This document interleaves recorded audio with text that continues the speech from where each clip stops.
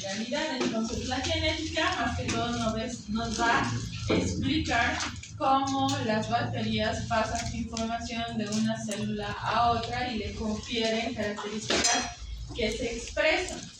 En algún caso, ustedes han visto que con el COVID, los diagnósticos moleculares de identificación genética en Bolivia han avanzado en un año lo que no han avanzado en los últimos 10 años.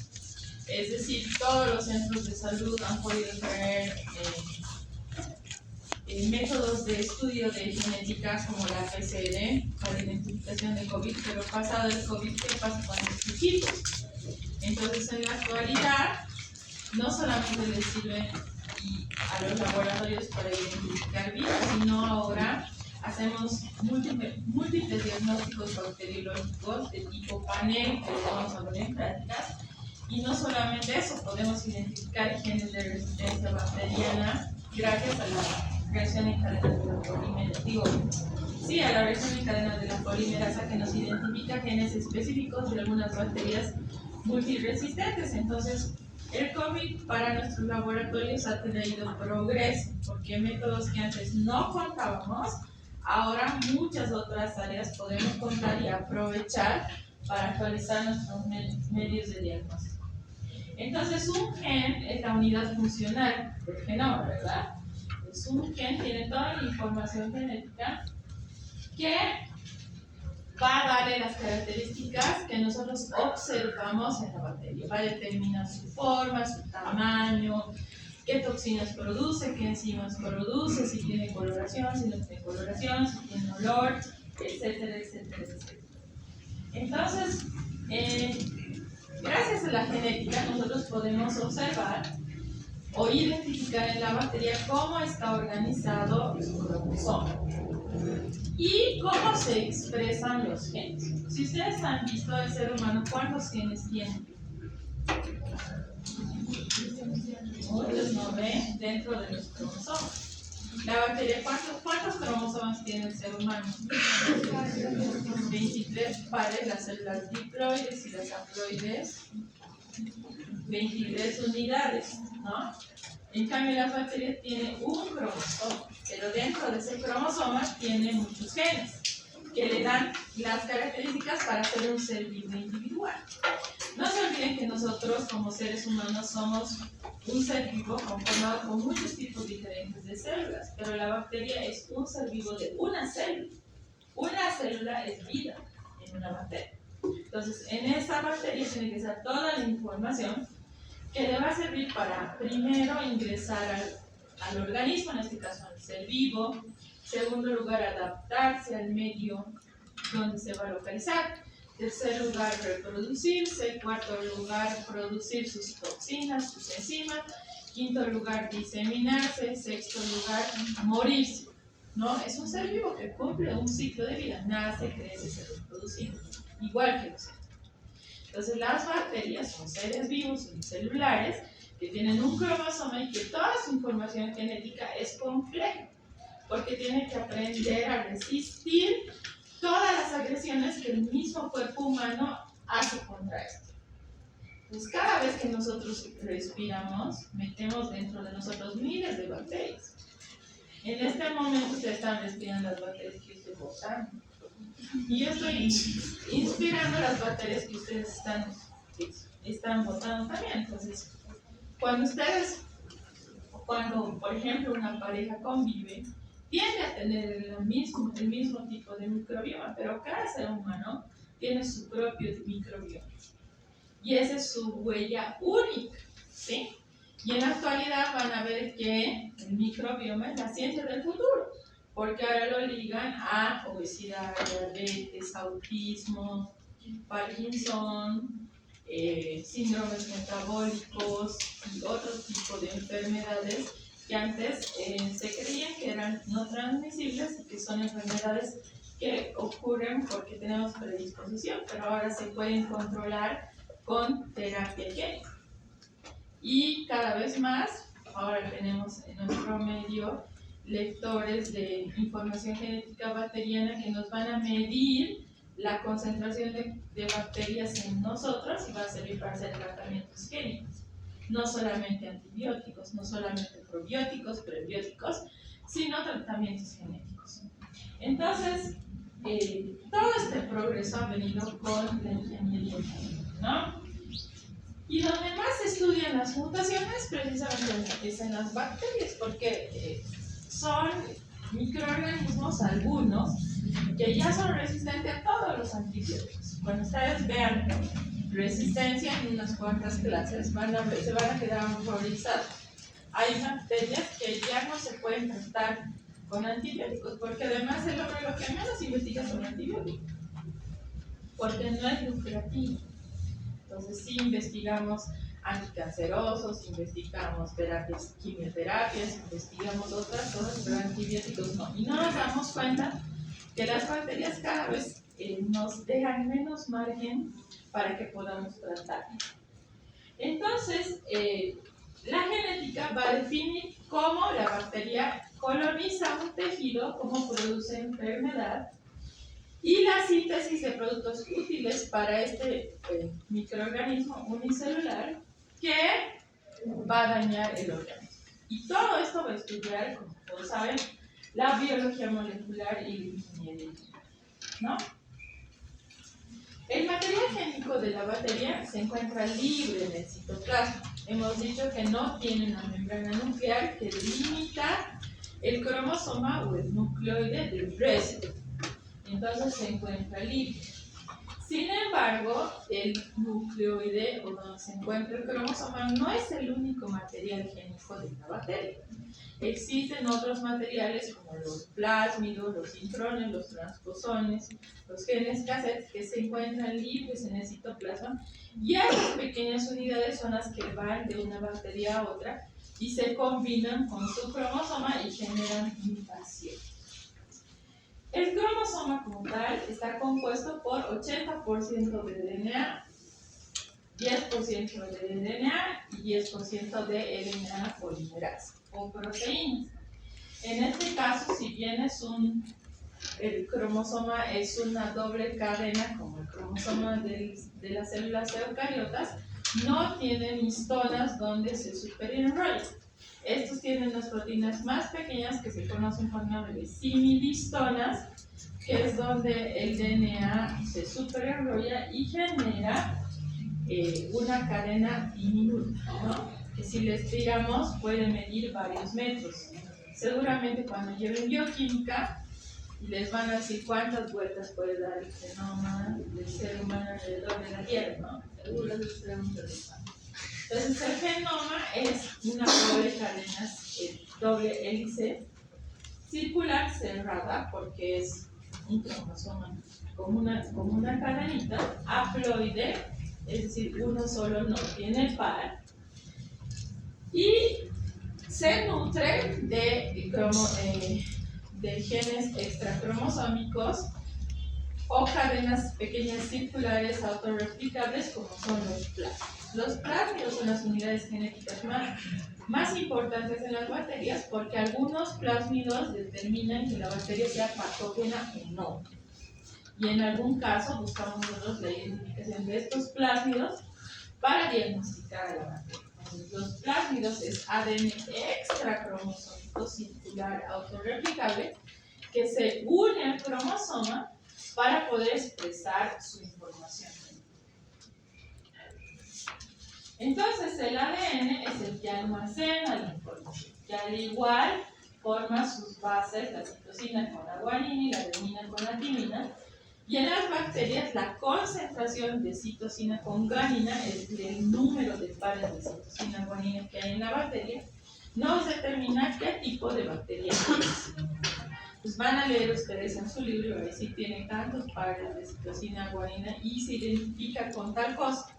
Entonces, muchas veces la cantidad de estos pares nos ayuda a identificar qué bacteria es, ¿sí?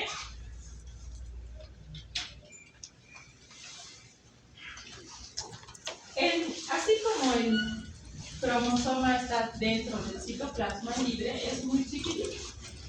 Un nucleótido, que es una es la unidad más pequeña del cromosoma, mide aproximadamente o pesa 4.000 gramos.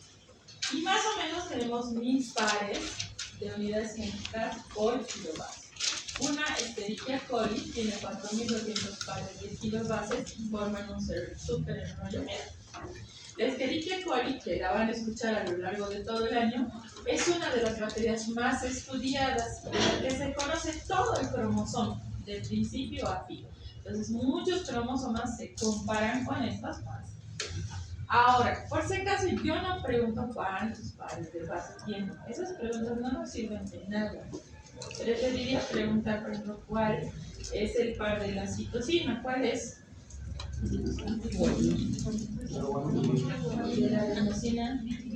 Ah, muy bien. Eso sí tienes que saber quién está. Y eso es la base de la genética. Es así lo que les decía, en el año 1963 se ha identificado como el cromosoma inextenso de la E. coli. Y este mide 1 milímetro. ¿No? ¿Se dan cuenta cuál es el tamaño? O sea, invisible, ¿sí? Es una tira doble circular y se encuentra súper enrollado alrededor de las similizonas de las enzimas, que son las tropolinas. Entonces, el genoma bacteriano es el conjunto de genes dentro de la célula. Es una bacteria, no tiene un solo gen, tiene muchos, pero no podemos decir tiene tantos, porque cada género tiene un diferente número de genes. Cada una es específica. Entonces, el genoma es el conjunto de genes de la bacteria. Este concepto, por ejemplo, es importante conocer.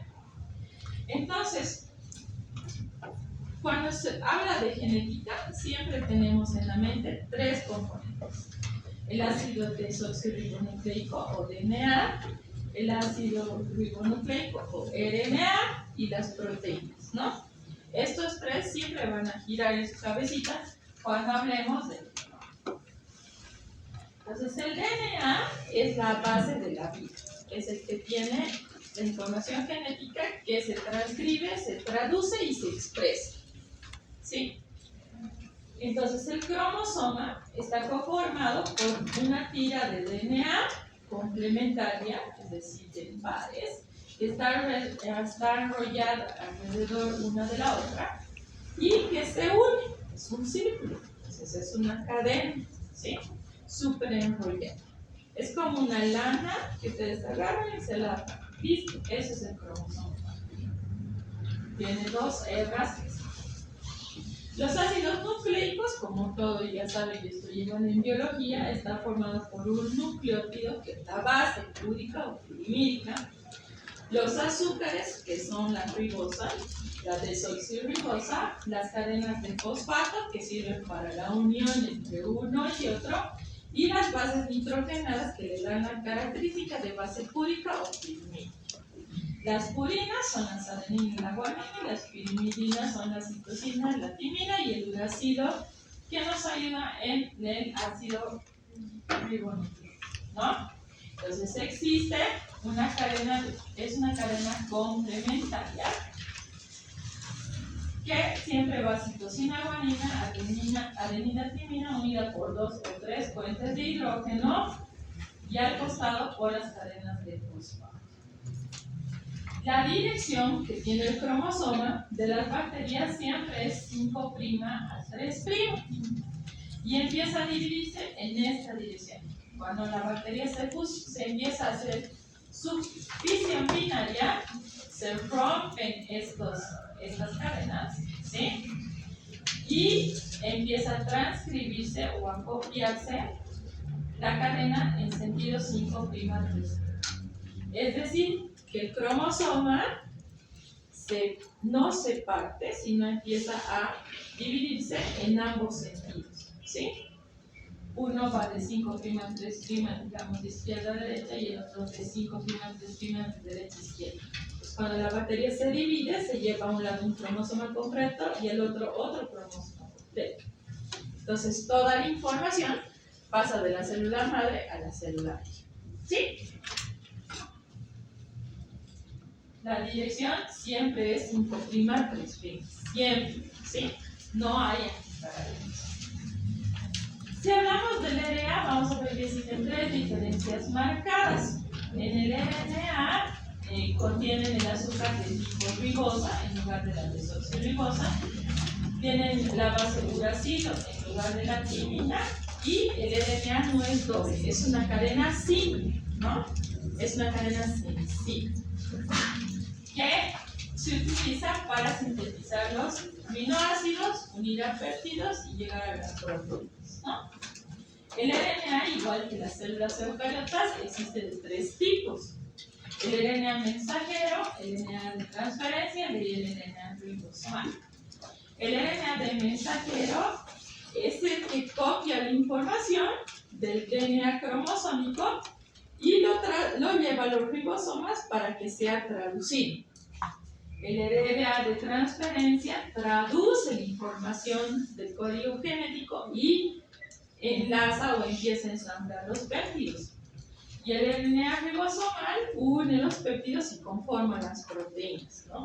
Entonces, el organelo más importante en las bacterias son los ribosomas, porque ellos son los que producen las toxinas, las enzimas, las proteínas que van a servir para que sean patógenas o no, y para que sobrevivan en el organismo. Existen las enzimas que ayudan al ensamblaje del DNA o al desensamblaje del DNA. Una es la topoisomerasa 2, que también se conoce con el nombre de DNA girasa. Lo que hace la topoisomerasa 2 es enrollar la doble cadena alrededor de las similistonas, o las proteínas parecidas a las histonas, para que el DNA quepa dentro de la célula. La topoisomerasa 1 es la que controla la parte de cuando el genoma se desenrolla para que este sea copiado en ambas direcciones y no sufra alteración, porque la destrucción o el cambio de las bases úricas o pirimídicas en el momento de la transcripción puede provocar una mutación, ¿sí? Y la RNA polimerasa hace que estas dos tiras se desenrollen al mismo tiempo para que la información ya sea expresada o transcrita, ¿sí? La DNA ligasa lo que hace es unir los fragmentos que han sido sintetizados y expresados, y la primasa inicia la síntesis de un fragmento que se ha quebrado. En las bacterias es muy fácil que los genes salgan del cromosoma y se queden en el citoplasma y después de un tiempo vuelvan a unirse o pasen a otra bacteria directamente. Entonces, a esto se conoce como nombre de genes saltarines.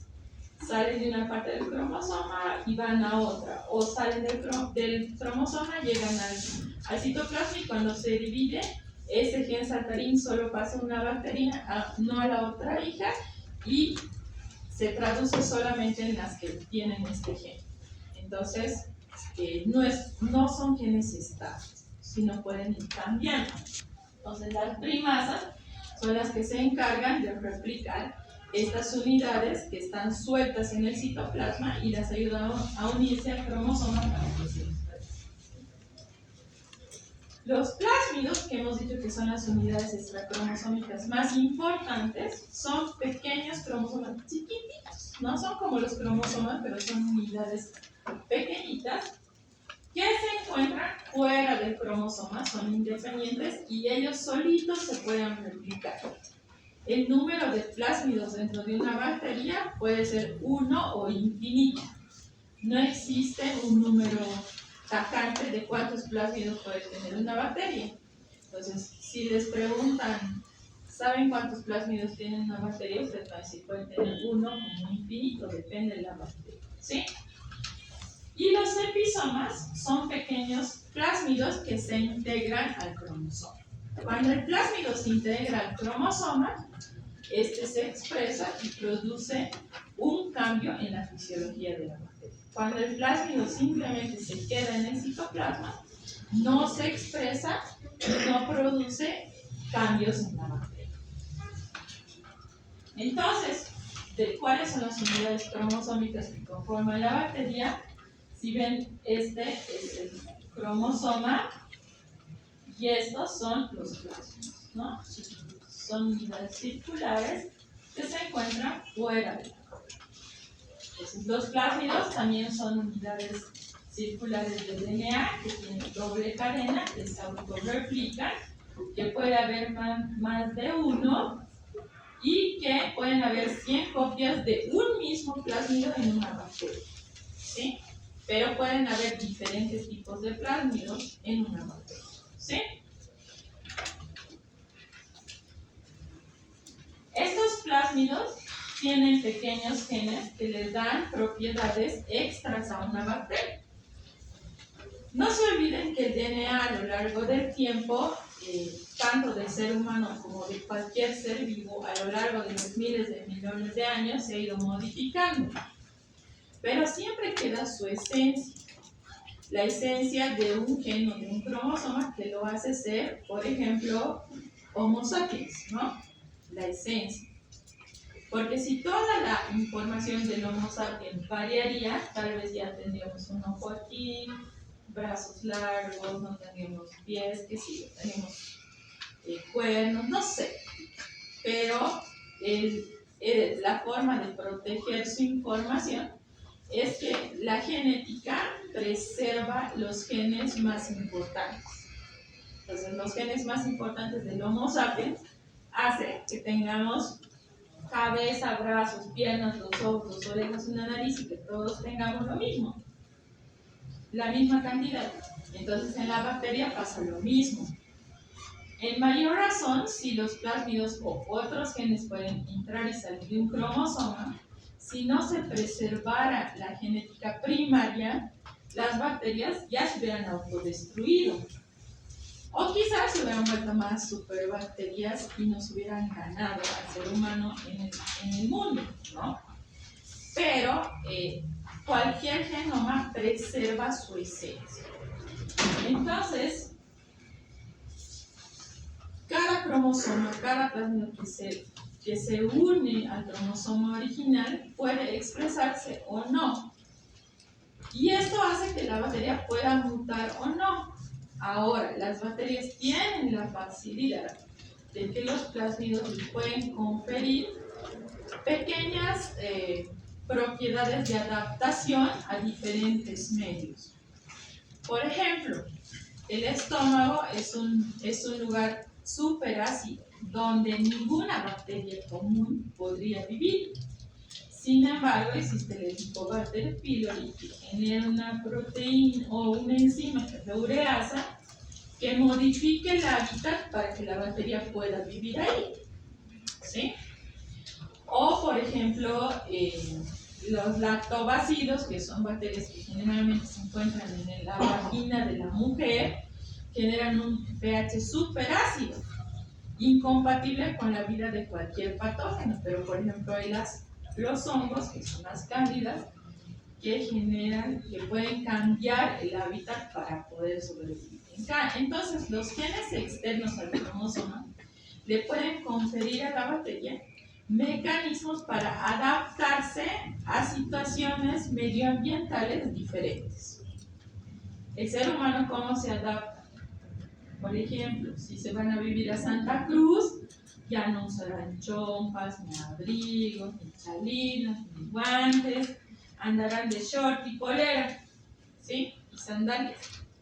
En cambio, cuando viene a La Paz, ya chompa, chalina, chamarra, paraguas, ¿no? Entonces, el ser humano es un ser pensante que se adapta de esa forma.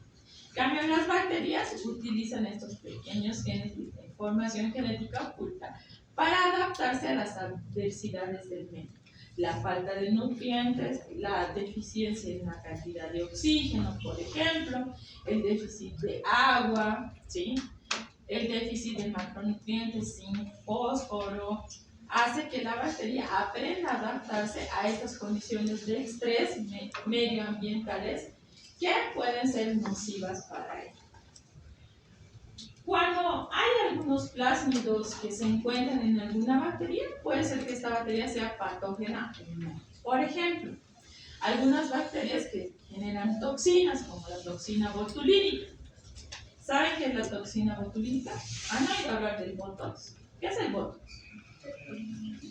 No, Botox. El Botox en la tele deben ver, en los reality shows, cirugía plástica. ¿Para qué usa el Botox? Para las arrugas, ¿o no? Muchas mises se ponen Botox en la cara para no tener arrugas. ¿No ven? Y el Botox es la toxina botulínica, que es producida por la bacteria que se llama Clostridium botulinum. Esta toxina lo que hace, ¿por qué nos vemos estiradas sin arrugas cuando nos colocamos Botox? Porque produce una parálisis, ¿sí?, de la región. Entonces, por más de que riamos, esto no se va a arrugar, porque está paralizado. Entonces, la toxina botulínica produce parálisis. Entonces, eso hace que la piel se vea estirada, ¿sí?, y no tengamos arrugas.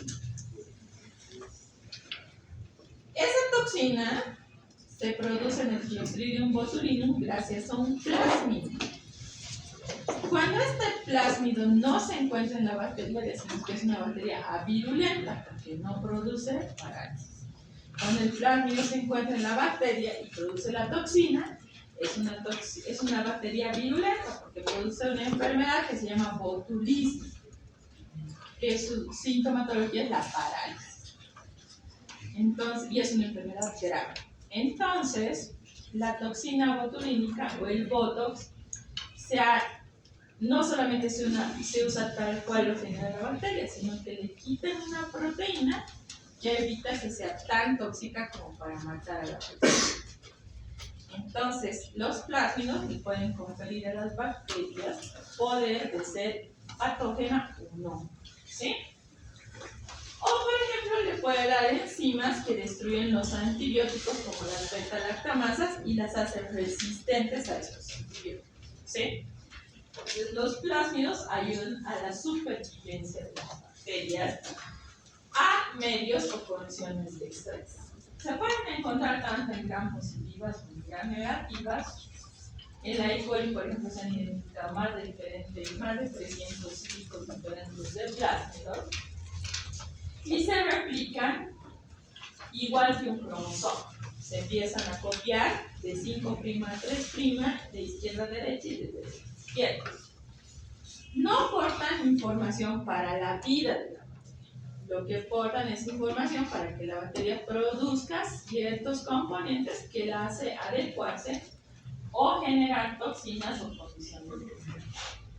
Entonces, lo que sucede con un plásmido es que un plásmido puede pasar o transferirse de una bacteria a otra. Este plásmido se rompe en el extremo y se une al cromosoma. Y en el cromosoma se expresa su información. ¿Sí? Existen diferentes tipos de plásmidos. Unos son los plásmidos conjugativos. Estos plásmidos se llaman conjugativos porque expresan componentes de la bacteria, como por ejemplo los pili sexuales, que son proteínas en forma de tubos que ayudan a la transferencia de genes entre una bacteria y otra. Los plásmidos de resistencia, que la hacen resistentes a las bacterias a diferentes tipos de antibióticos. Los plásmidos de producción ayudan a producir unas proteínas que se conocen con el nombre de bacteriocinas. Las bacteriocinas son proteínas producidas por una bacteria que destruyen otras bacterias, ¿sí?, y destruyen antibióticos. Existen plásmidos que tienen funciones fisiológicas, como por ejemplo el de utilización de la urea, que tiene el Helicobacter pylori, que lo que hace es producir ureasa que desdobla la urea en dos y genera disminución del pH en un sitio del estómago que hace que se forme una úlcera que puede derivar en cáncer gástrico. Entonces, las bacterias en muchos casos están metidas en la producción de patologías más graves.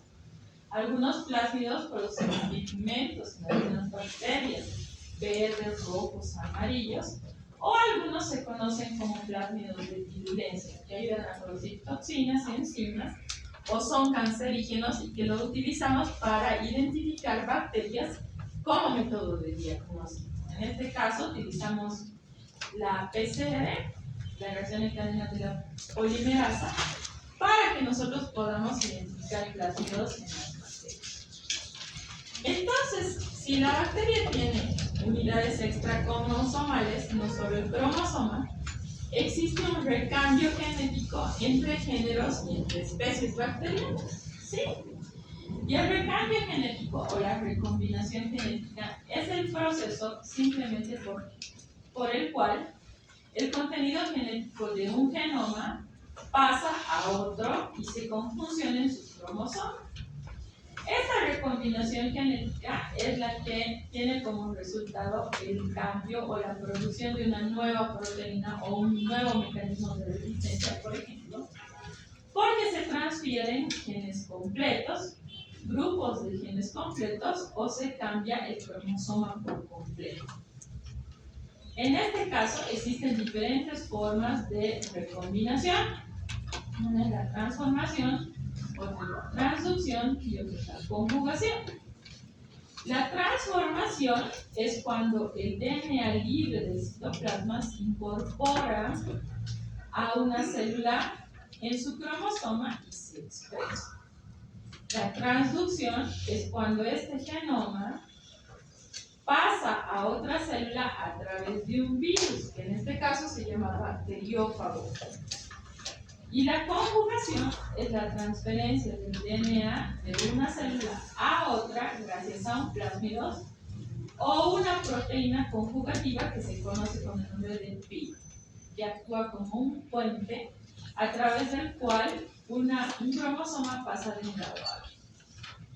Cuando hablamos de la transformación, que se habla desde el año 1920 y se han hecho muchos trabajos con el neumococo, hablamos de la incorporación dentro del cromosoma de un espacio nuevo que se expresa en la bacteria. Este DNA libre se une al cromosoma bacteriano y se expresa, es decir, produce un cambio, que además se hereda de célula madre a célula hija. ¿Sí? No todas las bacterias tienen la capacidad de asimilar cromosomas o pedazos genéticos de otras células. En este caso, tienen que haber proteínas que integren estos cromosomas dentro del cromosoma bacteriano. La transducción se da a través de un fago. Este es un virus que infecta una bacteria. ¿Qué es un bacteriófago? Es un virus que infecta una bacteria. Un virus no es un microorganismo porque no tiene vida.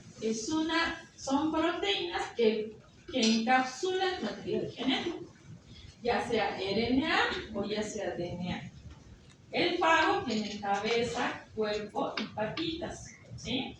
Estas patitas se unen a los receptores de la pared de la bacteria y este genoma DNA se introduce dentro del citoplasma como un inyectable. ¿Sí? Esta parte perfora la pared bacteriana y el genoma pasa a través de este tubo dentro del citoplasma. Entonces se utilizan en algunos casos bacteriófagos con información genética de virus para hacer tratamientos genéticos. Por ejemplo, en algún caso para estimular el sistema inmunológico de personas inmunosuprimidas, se introduce genomas de VIH modificado. Entonces infectamos a las personas con VIH avirulento simplemente para estimular la producción de linfocitos T. No le estamos infectando VIH a la persona, sino le estamos estimulando la respuesta inmune. si la persona se va a informar de VIH, no, porque hemos modificado el VIH, pero lo estamos introduciendo para que produzca estimulación de los linfocitos TCD4 y CD8. Entonces, las terapias génicas vienen de la mano de esto, y ese es el futuro en el que ustedes van a trabajar, porque ya nosotros ya vamos a estar lejos, pero ustedes son el futuro de la medicina, ¿no? Entonces, ustedes ya van a ver esas cosas. Va a ser el pan de cada día. La transducción, en cambio, bueno, en la transducción, aquí ustedes ven el bacteriófago, ¿no? Que se une a la pared e inyecta el genoma, y la célula, primero, pueden ocurrir dos cosas. Una es que el bacteriófago simplemente utilice la célula para generar muchas copias del mismo bacteriófago, y otro sirve cuando inyecta su genoma en el cromosoma y este se expresa y la célula cambia o modifica su información. Entonces el bacteriófago es más inteligente, puede matar a la célula cuando ha generado muchas copias del mismo, y a su vez esas copias van, infectan el cromosoma de la célula y expresan la información del cromosoma. Entonces en esto se basan las terapias génicas y la biología. Los virus son así, ¿sí? Cuando hablamos de biología, entonces lo que sucede es que el bacteriófago ingresa dentro de la célula y puede seguir el ciclo lítico, que es autorreplicarse y matar a la célula eliminando sus propias réplicas, o el ciclo lisogénico, que es cuando el genoma del bacteriófago se une al cromosoma y se expresa, ¿sí? Entonces, la transducción es cuando un fago infecta una bacteria y este fago se une al cromosoma y se expresa.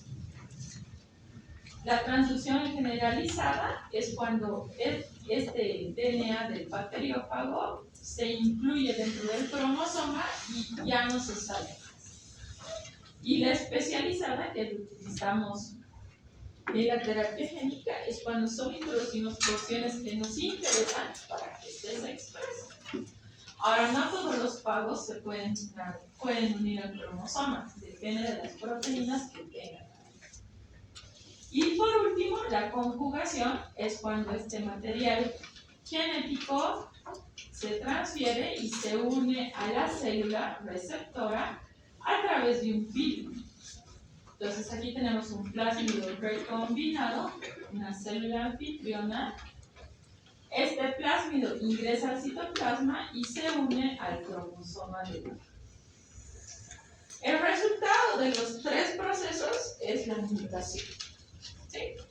La mutación ya es un cambio que se hereda. El cambio que no se hereda no es mutación. La mutación es un cambio que se hereda y que se expresa. Entonces, esta mutación la podemos ver en la expresión de los genes que se conoce como fenotipo, ¿no? En cambio, el genotipo es la alteración del cambio en el contenido genético, pero cuando esto se expresa ya es un fenotipo. Y la mutación es una expresión fenotípica del genotipo mutado. Pues ahí parecen trabalenguas, ¿no? Pero ustedes se me entienden. Existen diferentes tipos de mutaciones. Las cepas silvestres son las cepas que también se conocen con el nombre de wild type o cepas salvajes, que son las cepas originales que todavía encontramos en la naturaleza, que no tienen resistencia a nada ni tienen cambios en su hábitat. Son células que son así por miles de años y que no tienen ninguna alteración. Estas cepas silvestres pueden obtener plásmidos de otras células y pueden adquirir cambios perjudiciales, neutros o beneficiosos. Los perjudiciales generalmente terminan matando a la misma célula, los neutros son cambios no sustanciales que no se expresan y los beneficiosos son beneficiosos para el microorganismo, ¿sí? ¿Qué sucede? Si bien el ser humano o la célula eucariota se divide por la mitosis, La célula procariota se divide por la fisión binaria. La fisión binaria es generar la partición de la célula y de una célula madre salen dos hijas y de esas dos salen 4 y las 4, 8 y así tiene un crecimiento logarítmico y exponencial. El cromosoma procariota, cuando la célula se divide en dos, pasa la información del cromosoma idéntico a ambas células hijas. Hemos dicho, ¿no? 5', 3' en ambos sentidos genera dos cromosomas idénticos. No hay mutación. Estos anillos replicados se fijan en la membrana celular a través de ¿qué? ¿Qué estructura fija el cromosoma en la membrana celular?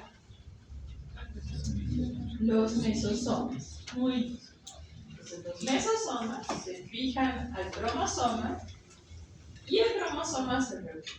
Y la partición de la célula empieza en el mesosoma, que es el lugar más débil.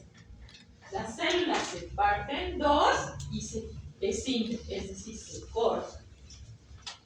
Y la célula se corta en el lugar donde el cromosoma sea replicado. ¿Sí?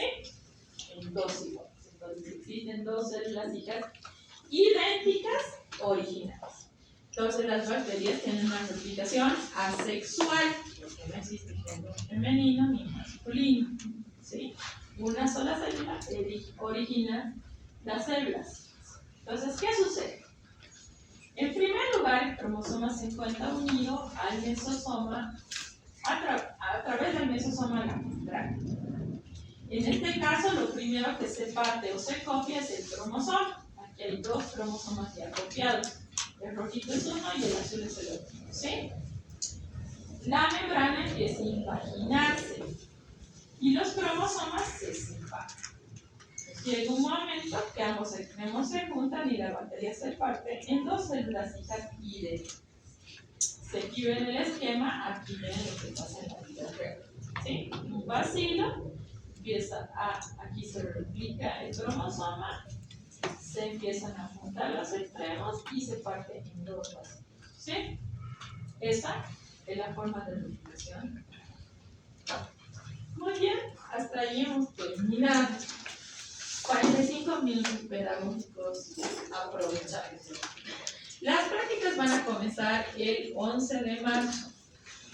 Las listas van a salir el lunes.